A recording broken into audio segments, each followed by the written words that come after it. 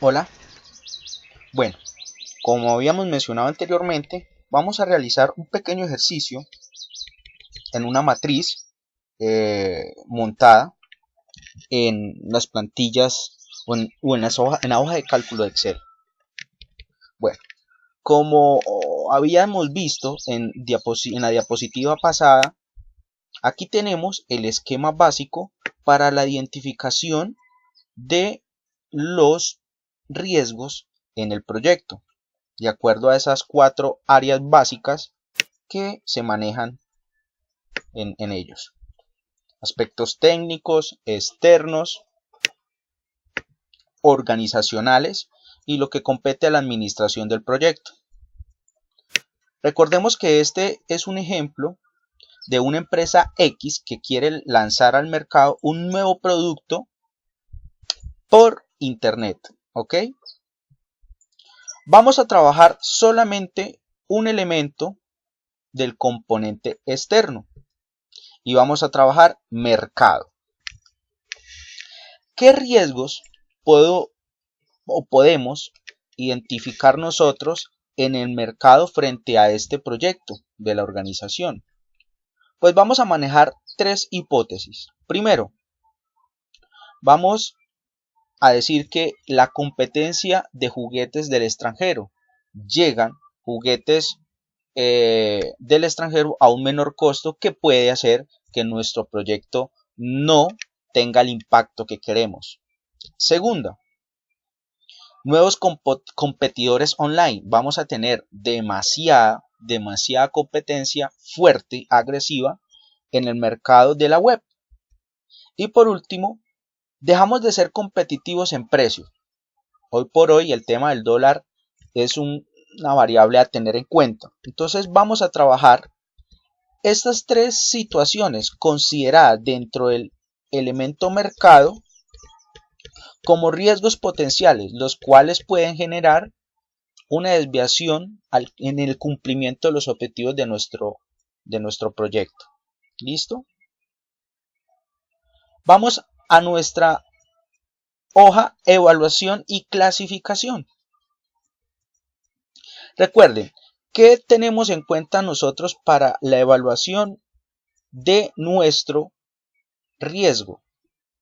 Probabilidad e impacto, donde la escala a manejar en este ejercicio será, en temas de impacto, 1 insignificante, 5 catástrofe. O sea que entre 1 el impacto será muy poco o muy bajo, teniendo 5 como verdaderamente un impacto bastante fuerte o negativo en nuestra organización frente al proyecto. Probabilidad, recuerden, probabilidad hace referencia a qué tal probable es que ese riesgo verdaderamente ocurra. 1 sería excepcional, o sea, poco probable, y el 5 es que hay una probabilidad bastante alta de que ese riesgo ocurra y genere pues un impacto. Y aquí tenemos cómo la combinación entre probabilidad e impacto pues nos dan los resultados.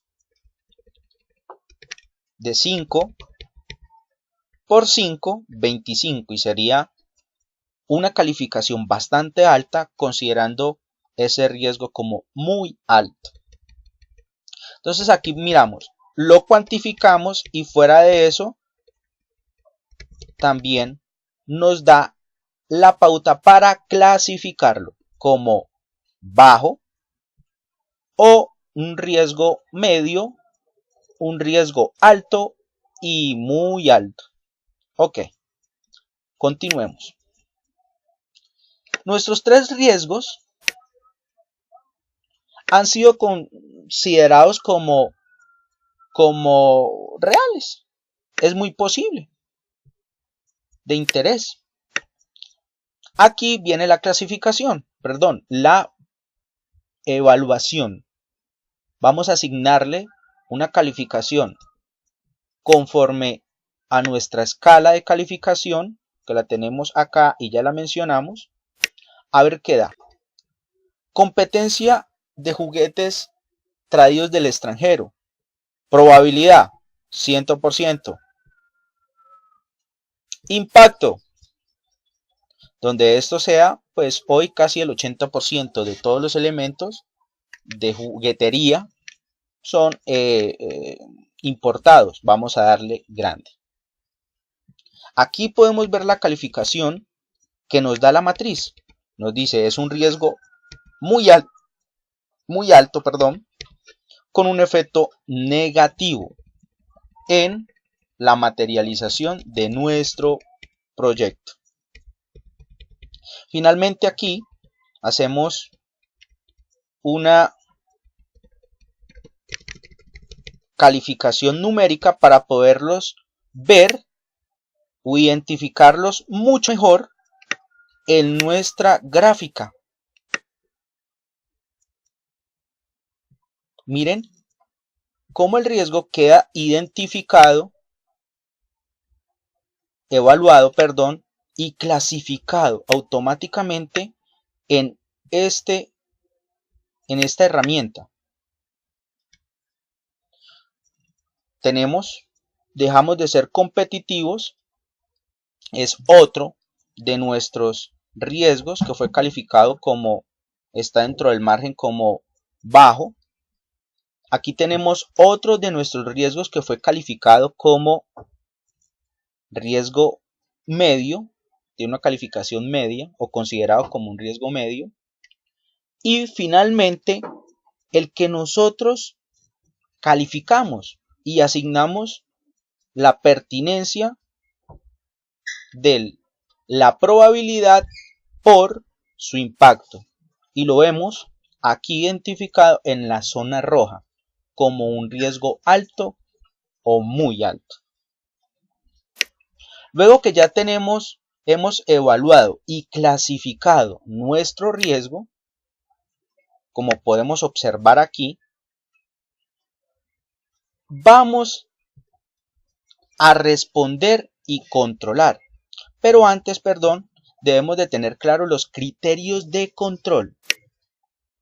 Cuando hablamos de riesgos, los riesgos se deben de tratar de 5 formas o se le puede dar respuesta de las siguientes formas. Primero, un riesgo se puede mitigar, o sea, que lo podemos tratar para disminuir su probabilidad o su impacto. Las acciones que se toman para contrarrestar riesgos se deben de trabajar o a la probabilidad o a su impacto, una de las dos, para bajarlo y poderlo clasificar en un riesgo como un riesgo medio o un nivel bajo. ¿Listo? Omisión del riesgo. Cuando la organización omite un riesgo, la gran mayoría son riesgos muy bajos, que su impacto verdaderamente no nos genera desviaciones significativas en el propósito del proyecto. Transferencia de riesgos. ¿Cómo se maneja la transferencia de riesgo? Comúnmente podemos dar este ejemplo, es el de la pólizas de seguro. Cuando nosotros contratamos una póliza, lo que hacemos es transferencia de riesgo.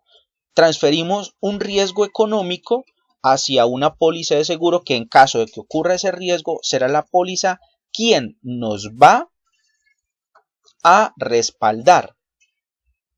¿Cuándo se utiliza la transferencia de riesgo? La gran mayoría cuando los problemas se cuantifican en dinero de forma inmediata. Existe un estándar para hacer eso. La distribución del riesgo. La distribución de riesgo se hace cuando el riesgo que está detectado, primero, es alto o muy alto y una sola área o dependencia de la gestión de proyectos considera que es tan alto su impacto que ella sola no lo podría aceptar. Entonces se dice que se pueden distribuir los efectos negativos de un riesgo. Y retención del riesgo. Hablamos de retención del riesgo cuando este verdaderamente es O sea, no lo podemos controlar,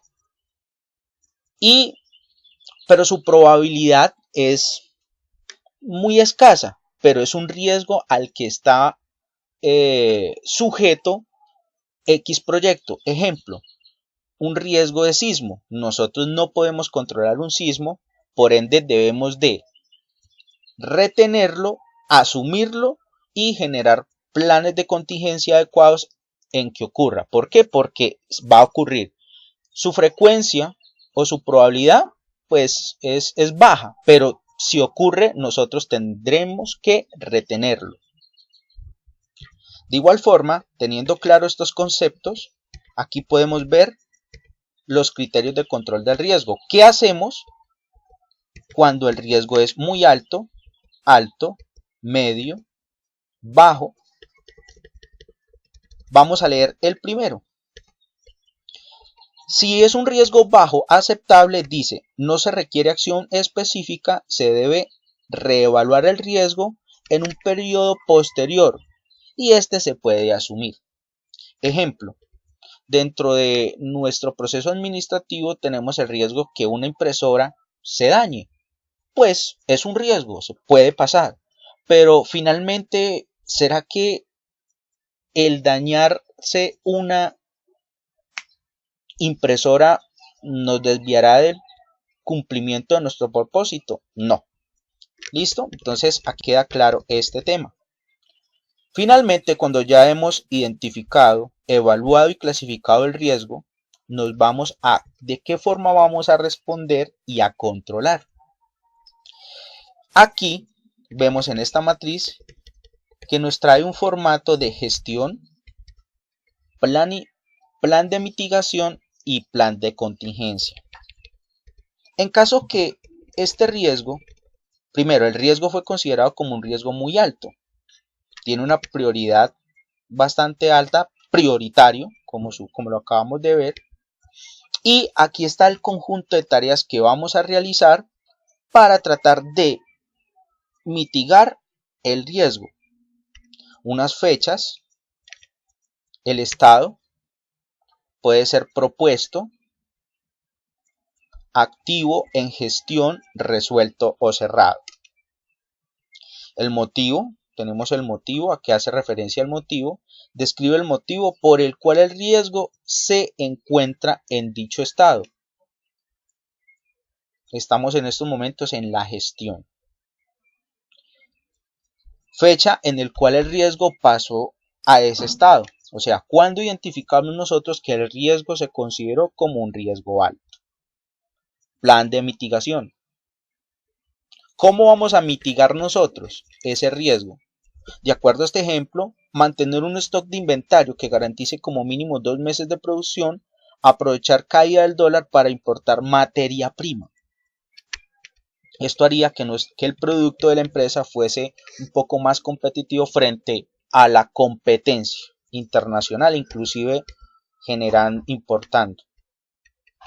Fecha de inicio, en este momento no se ha aplicado, fecha de fin. Los recursos, ¿quién es la persona encargada de generar estos recursos? Se debe de tener la persona definida y qué es lo que va a hacer.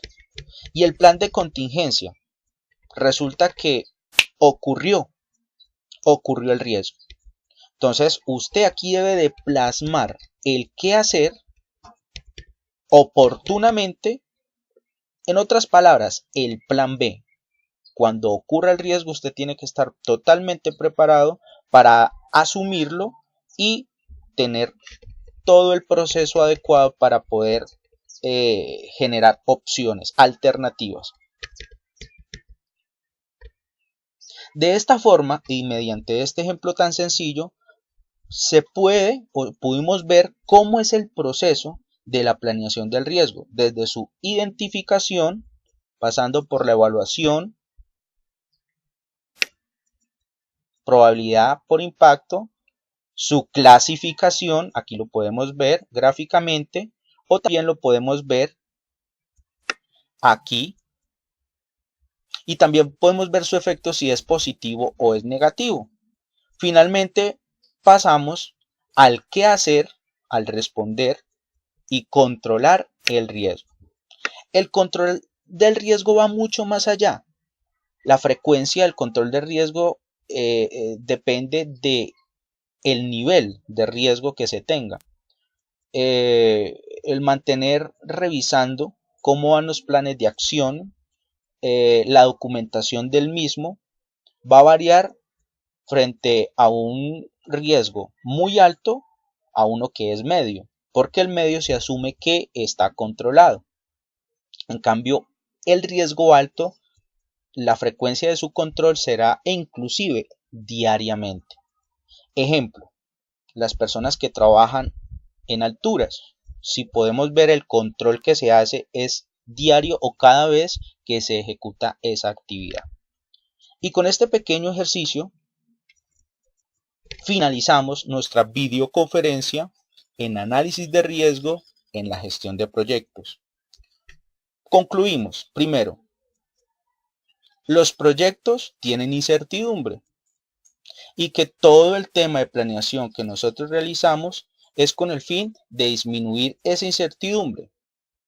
Segundo, dentro del proceso de planeación están enmarcados el concepto de riesgo, o mejor, la planeación de riesgo, que es allí, en ese ciclo, la segunda etapa del ciclo de vida del proyecto, donde debemos de trabajar de la mejor forma con nuestro equipo de trabajo los riesgos.